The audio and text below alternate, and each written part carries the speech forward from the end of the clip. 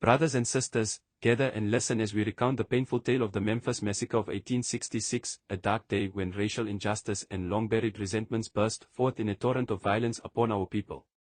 In the aftermath of the Civil War, when hope for freedom and dignity burned bright within the hearts of the freed, bitter divisions and hatred among whites and blacks swelled into a brutal conflict, a conflict that would forever scar the soul of Memphis, Tennessee. The spark and the fury.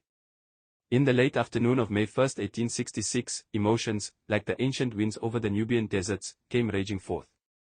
A white officer's attempt to arrest a black ex-soldier ignited a confrontation that swiftly escalated when approximately 50 black men, many veterans of a hard-fought struggle, rose in defiance of injustice. The ensuing clash was not the work of chance but the eruption of decades of bitterness, a relentless storm that pitted men against men, as the wounds of slavery and subordination festered in silence. A city in turmoil. The violence spread as quickly as a wildfire. The very streets of Memphis became a stage for cruelty and betrayal. Innocent black families, the healers, the teachers, and the humble laborers, were caught in the merciless grip of a riot fueled by prejudice and fear. Homes, churches, and schools, sanctuaries of hope and community, were laid to ruin under the flames of hatred. White policemen and firemen, entrusted with the sacred duty to protect, instead became agents of pain, their actions echoing through the memory of every beating heart affected by this atrocity. The words that fanned the flames, even voices of supposed authority, fell into disgrace.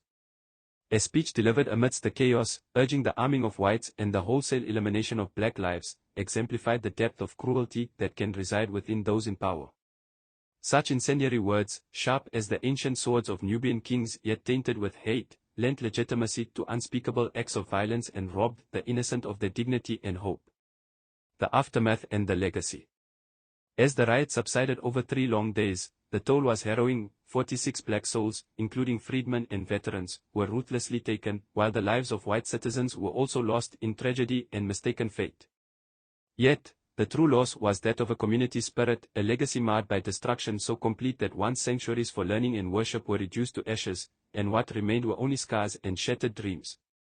In the aftermath, the very foundations of justice and reconciliation were shaken, compelling our nation to pause and reflect.